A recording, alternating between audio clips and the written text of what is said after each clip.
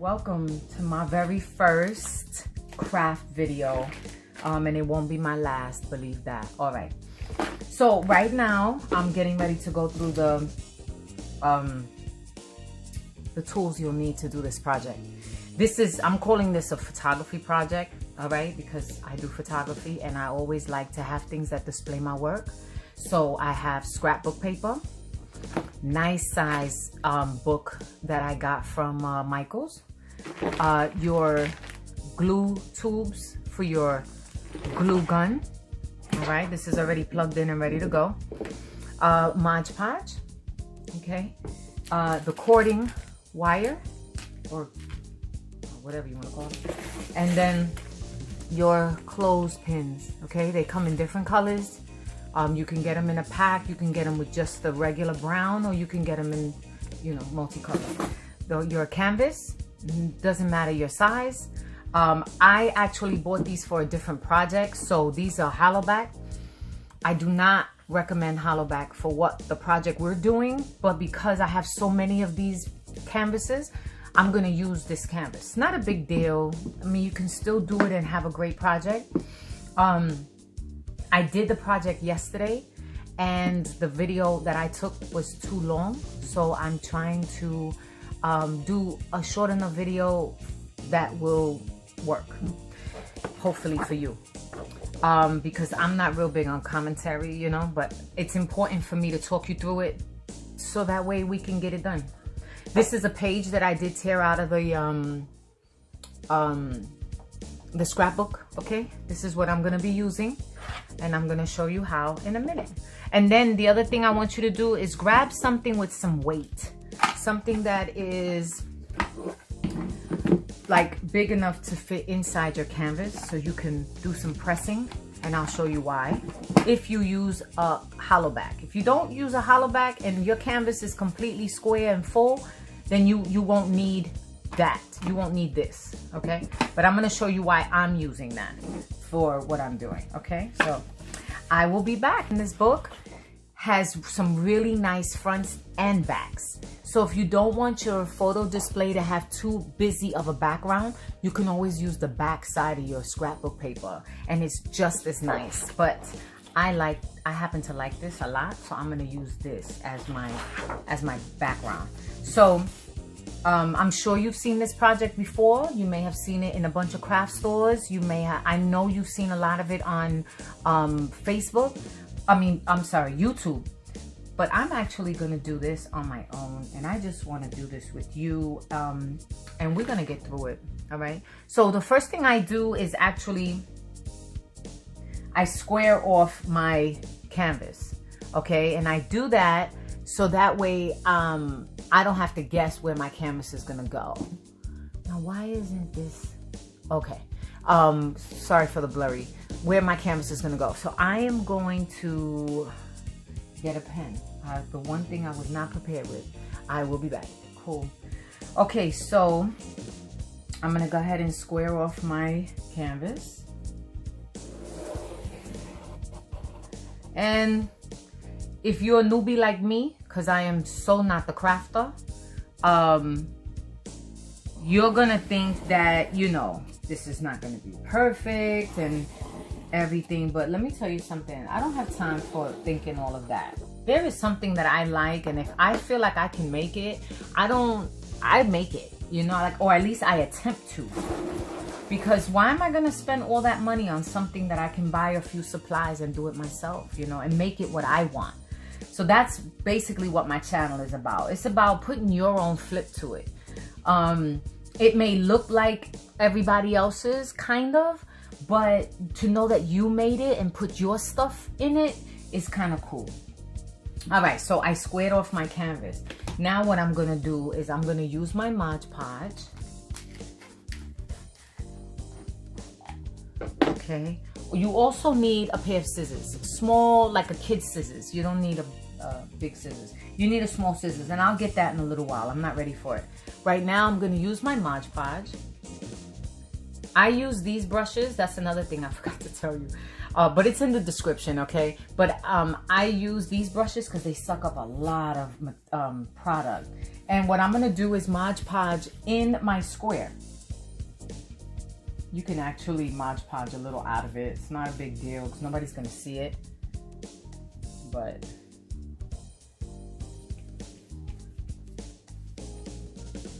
I'm gonna do this and I'll be back. So I went in on my Mod Podge, okay? And don't be afraid to, like, definitely, you know, make sure you get all the corners, all the inside, all right? And then I'm gonna go ahead and lay the canvas on the square. And take your time, you know what I mean? Take your time with this. Like, this should be fun for you, not dreadful. Anyway, now this is where this comes in, okay? Your little, whatever. It could be a book. It could be something with some weight. Go in on your canvas and you press down. Here's why. If I turn this canvas over and press on the paper, it's not gonna like flatten out like I want it to, and it's gonna keep it with a lot of bubbles. I don't want bubbles, okay? So with this is why I tell you to get a, don't do this with a hollow canvas. But you can if you want to. I mean, if you have one, this doesn't hurt. I actually have one that's already done, and I'll show it to you at the end. But so I just went in and I pressed, so that way it's nice and flat. And then when I'm done with this and it dries a little bit, I shall return. I'm back now.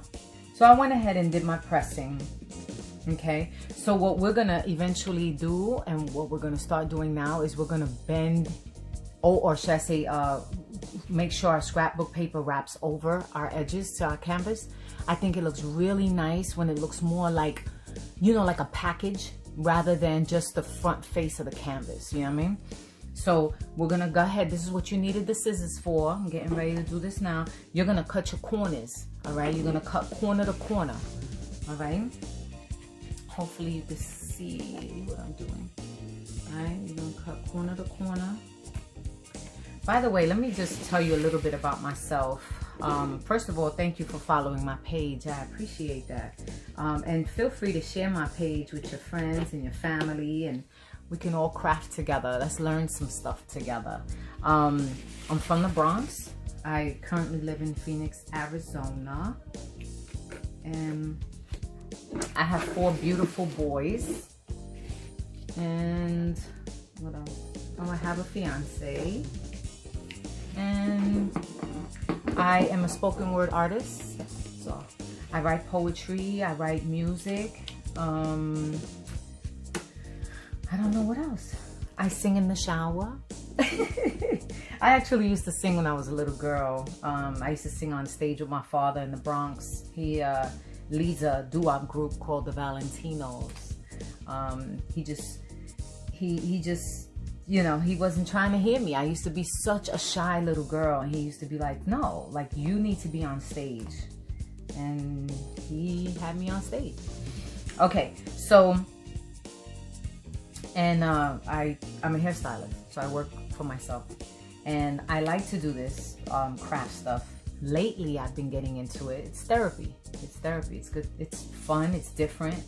I never thought I would do any crafting. I don't have patience, but I kind of do, you know. And I actually wow myself when I do stuff like this, because I didn't know that I could, you know. You watch so many people with so many talents do so many great things, and you sit back and you're like, damn, I wish I could do that. And even if you feel like you can do it a little bit, you should at least attempt to do it, because you never know what's inside of you. You're always growing. All right, so now what we're gonna do is we're gonna hot glue our sides together, all right? So my advice is to take one side at a time. So from experience from yesterday's project, when you do your hot glue, make sure you get hot glue on your edges, not just on the platform. Do you understand? Not just here, because then you're gonna find yourself hot gluing forever. Just do it in one shot. Hot glue your flat edge and then hot glue your edge. That way, when you go to wrap it, you know, it's starting to lay down. Because if not, you're hot gluing forever. I have a 2-year-old that wants my attention right now. I'll be right back. So I took care of him. I just want to just go back to what we were saying. Go ahead and, you know, make sure to do your edges and do your flat edges and do your edges at one time. So that way, again, you're not gluing forever or having it lift, all right? So I'm gonna go ahead and do my sides, and then I'll be back to show you the rest. Now, here's the deal. When you do your sides, when you have 1 down and 3 to go, your corners, you see how your corners are? All right, your corners, you're gonna wrap this like a gift. Now, yesterday, I took my corner as far as I wanted to, and then I cut it. That's fine. Honestly, for my first time, it didn't look bad. I'm going to show it to you. But it didn't look bad. The only thing is I just don't want to fuss with all the extra gluing, really, because the overlapping you do with the material, it requires more glue. So it's totally up to you. I mean, if you're gifted at gifting, you know, at wrapping, then do your thing. But for me, the corners were bothering me. The extra paper was bothering me. So I cut it. You don't have to. You could do it how you want. But, all right, I'll be with you in just a second. I'm back now. All right, so I went ahead and glued my sides. They actually turned out pretty well, you know. I mean, they have a little bit of imperfections, but I don't think, I mean, unless people are really paying attention, I don't think anybody's going to really notice it. So, as you can see, my front. Now, granted, this is still wet, you know, so you still have an opportunity to, you know, press down and make sure it's nice and flat and everything. And let me tell you, after this dries out, you're really not gonna see all of these bubbles. It kind of works out. I wouldn't mess too much with it, because if you do, it's possible that you'll put a hole in the front. So every now and then, just press it, kind of run through it. All right. So sides are done, glued and everything. I hope we've both gotten this far. And now we're gonna cut our cording at the front, but we're gonna glue it to the back. And how we're gonna do it, we're gonna actually crisscross today, because yesterday I did a straight across, and what I'm gonna do is I'm gonna do a crisscross, so that way you can put what the photos you want wherever you want. And I'll be back and I'll show you what I did so you guys can do the same.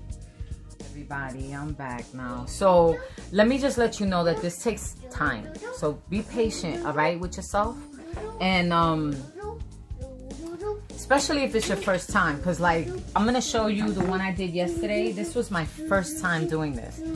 Like I said, I take pictures and I like to display them, and I like to figure out different ways to do that. So I did it, and I went across with my cording. I went ahead, and my 2-year-old is with me. And that's the cool thing about this channel, is that it's totally real. So hopefully you can hear what I'm saying. Anyway, the cording is glued to the back of the canvas, right? And you want to make sure that you pull the canvas tight enough that you don't have too much give, right? Because you don't want them to hang. Some you might, but depending on how many pictures you want the string to be kind of tight, all right? So this is the scrapbook paper that I use for my backing. It is a little busy, but I wanted it to have an artistic feel, you know, to it, or an artistic look, I should say. So these are some of my photos that I've taken, and I hang them up with the little clothespin. And then this is the finished product for the one we did today. So today I went crisscross with the cording. You see that? And really, you can have it any which way you want. You can hang your stuff any way you want. So what did I do with this? I just wanted to show you that you can use it for different stuff. You can use it for a message board. Hello.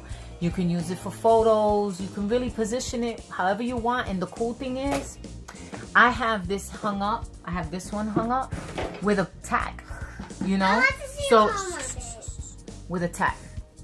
Put your tack in the wall and make it happen, right? So I hope that you got through it with me.